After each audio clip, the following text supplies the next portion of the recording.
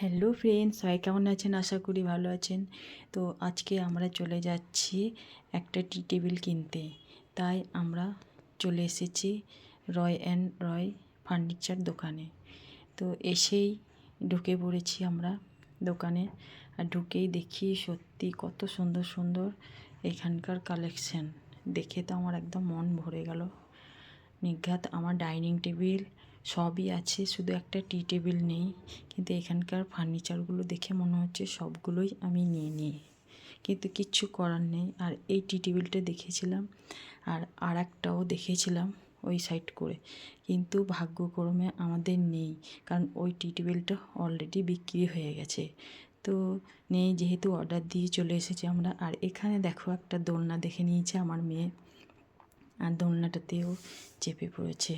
দোলনা দেখলেই সত্যি বাচ্চারা খুবই খুশি হয়ে যায়।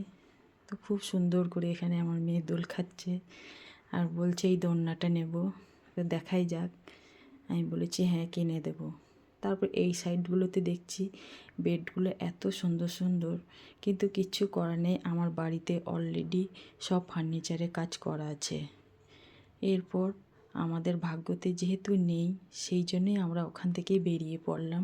অর্ডার দেওয়ার পর আমার মেয়ে বায়না করে যে পিৎজা খাবো। ওর ভাত মুড়িতে একদম নেশা নেই, শুধু ফাস্টফুড খাবো। তো এখানে চলে এসেছি এইচএফসিতে, একটা পিৎজা অর্ডার দিয়ে দিলাম। এরপর আবার বায়না হয় যে চকলেট নেব। তো ওর বাবাকে ওখানে দেখাচ্ছে দোকানে চকলেট নেব, কিন্তু আমি কিনে দেবো না বলে এই যে রাগ করে পালিয়ে যাচ্ছে। তারপর আবার চকলেট নিয়ে ঘুরে এসে এখানে বসেছে। যেহেতু অনেকটাই ঠান্ডা ছিল রাত্রে, ওই জন্য আমরা পিৎজাটা পার্সেল করে আমরা বাড়িতে নিয়ে চলে আসি। আর এসেই দেখো পিৎজাটা নিয়ে বসে গেছে, কতটা এক্সাইটেড পিৎজা খাওয়ার জন্য। তো ভিডিওটা কেমন লাগলো কমেন্টে অবশ্যই জানাবেন আপনারা। Tata, bye bye.